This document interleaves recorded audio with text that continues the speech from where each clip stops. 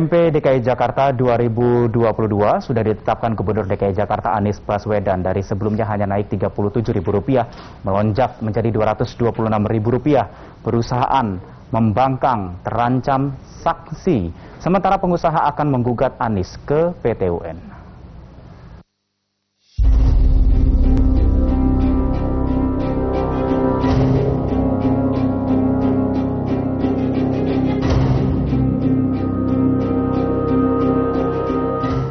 Tahun 2022 sudah bergulir, namun UMP DKI Jakarta tahun 2022 masih menuai polemik.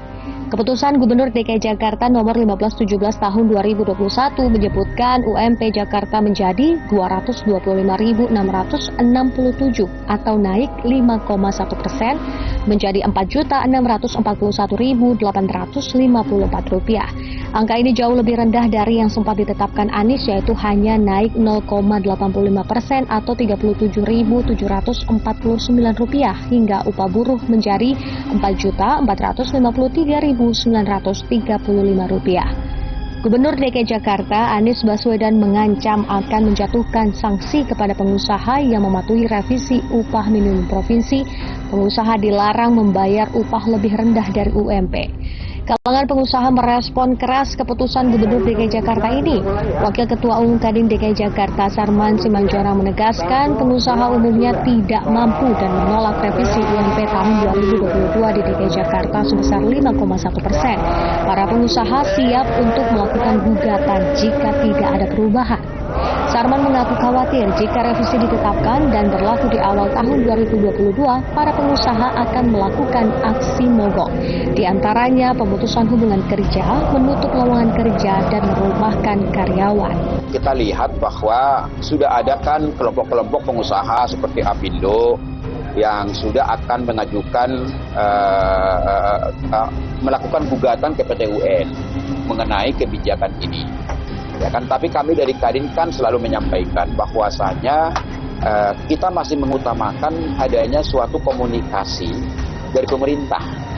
Ya kan, harus ada jalan keluar dari pemerintah. Itu yang menjadi harapan kami. Tapi kalau memang ya katakanlah ternyata pemerintah pusat tidak mampu menangani hal ini, nah tentu pengusaha tidak tertutup kemungkinan akan melakukan gugatan ke PT UN.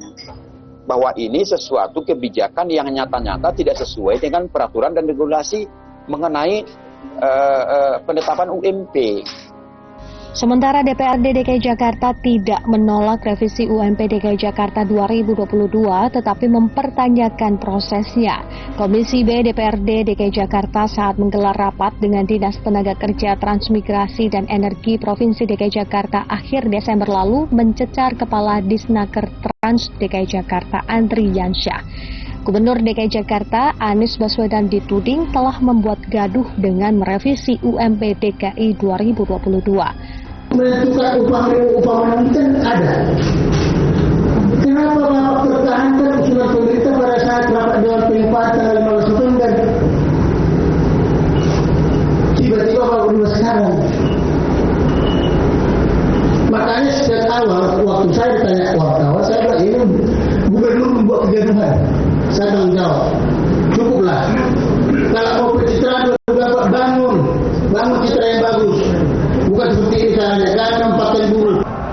Sementara Kepala Disnaker Trans DKI Jakarta Andri Yansyah memastikan seluruh proses telah dilalui sebelum UMP ditetapkan, seperti bertemu Dewan Pengupahan termasuk melihat proyeksi Bank Indonesia, tanggapan Bappenas, serta pertumbuhan ekonomi di Jakarta berdasarkan temuan BPS. Ya, jadi kami merevisi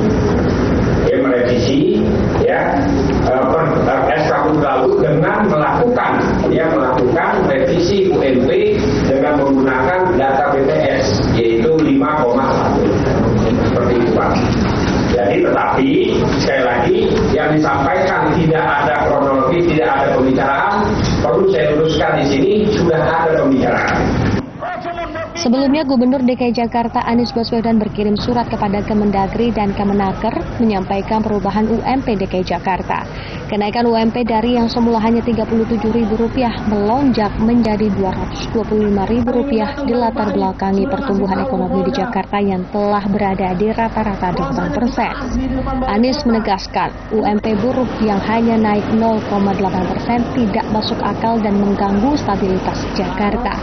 Putusan Anies ini membuat buruh senang tetapi mengakibatkan pengusaha berada. Tim Liputan, JAK TV.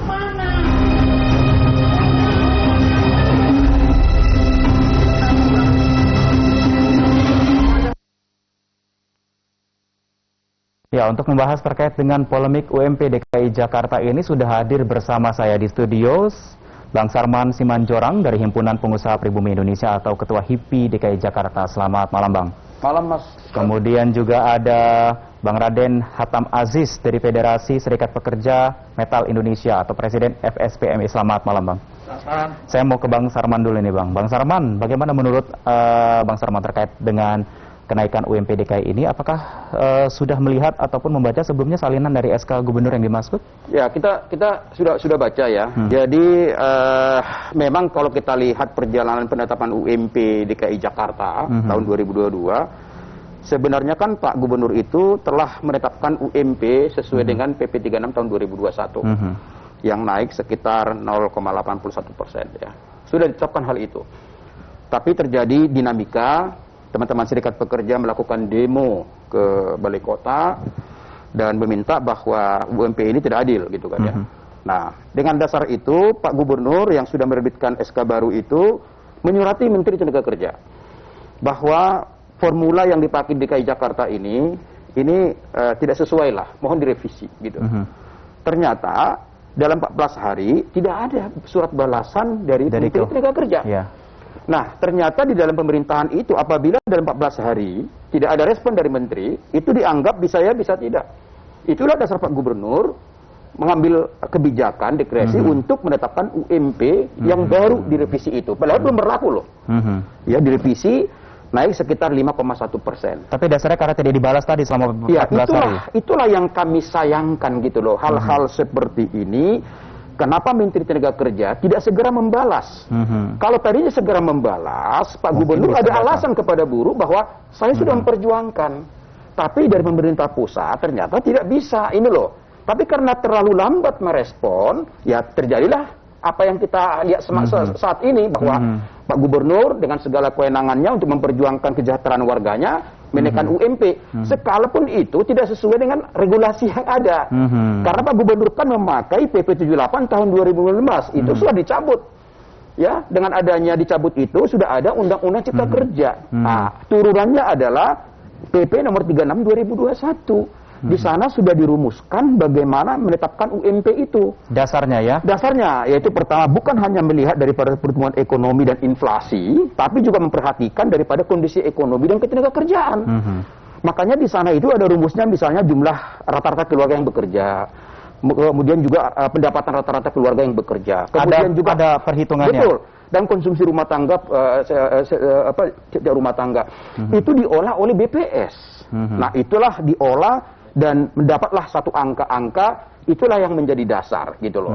Tapi sekalipun teman-teman buruh menyatakan tidak adil bahwa kenaikan UMP di bawah inflasi, tapi bagi kami pengusaha bahwa itu adalah merupakan regulasi yang telah dilakukan oleh pemerintah dan kami butuh kepastian itu. Jangan sampai kami pengusaha ini katakanlah tidak jelas regulasi yang dipakai yang mana. Karena bagi investor, bagi pengusaha butuh suatu jaminan kepastian hukum. Gitu. Jadi di sini dari pihak pengusaha hanya menjalankan sesuai dengan regulasi yang ada, begitu ya. Betul. Saya ke Bang Aziz. Bang Aziz kemarin sempat melakukan aksi unjuk rasa begitu ya di Balai Kota begitu terkait dengan masalah kenaikan UMP ini. Kalau kita pengen tahu apa sih isi tuntutan-tuntutan yang disampaikan di sana? Ya, terima kasih. Tentu pertama dari sisi dasar hukum. Nah, memang secara kebetulan kami sedang menggugat ya Undang-Undang Nomor 11 Tahun 2020 terhadap Cipta Kerja itu ke MK. Nah, MK memutuskan tanggal 25 November ya 25 November 2021. Nah, di mana proses UMK sedang bergulir, UMK dan UMP bergulir. Dan dalam putusan MK itu sangat jelas ya, kami berpedoman kepada putusan Amar nomor 7 di mana dinyatakan bahwa Undang-Undang 11 tahun 2020 itu inkonstitusional bersyarat. Ingat ya, inkonstitusional ya ini ya, bukan konstitusional bersyarat, itu beda. Maka turunan daripada Undang-Undang 11 tahun 2020 itu juga dinyatakan tidak berlaku. Itu. Jadi ini dasarnya beda nih. Nah, makanya ini saya bilang memang dari sisi timingnya memang berbarengan, ya berbarengan dengan putusan MK tadi. Kan yang di Bang Sarman. Pak Sarman tadi udah cerita tentang PP 36, itu kan turunan daripada Undang-Undang 11 tahun 2020 tentang Cipta Kerja kan gitu. Nah, itu sama MK sudah dinyatakan inkonstitusional. Udah sangat jelas loh, memang bersyarat. Syaratnya kan 2 tahun ke depan kan harus diperbaiki dan segala macam. Nah, itu dari sisi hukumnya. Itu yang pertama. Yang kedua, dari sisi pendekatan ekonominya, kan pengusaha itu selalu mengatakan situasi sedang sulit, sedang sulit. Nah, fakta mengatakan 2020 COVID-19 kan sedang merajalela. Itu pun kita naik di angka 3%-an.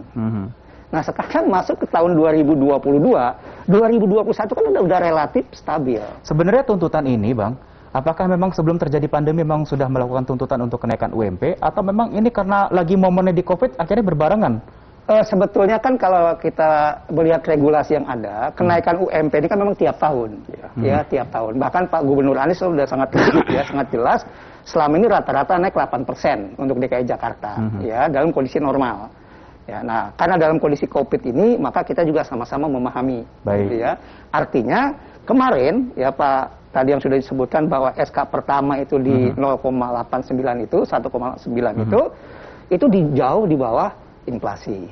Ya, maka tidak ada ya di seluruh dunia dimanapun pemerintahan itu menaikkan upah itu di bawah inflasi. Itu tidak ada ceritanya. Nah, maka dari sisi itu kami ya bukannya demo sih Pak Simon, tapi kita audiensi ya, kita datang bareng-bareng menyampaikan aspirasi lah, bahasanya menyampaikan aspirasi. Oke, baik. Baik, kita akan lanjutkan perbincangan kita usai jeda. Yang satu ini tetaplah bersama kami di Newsroom.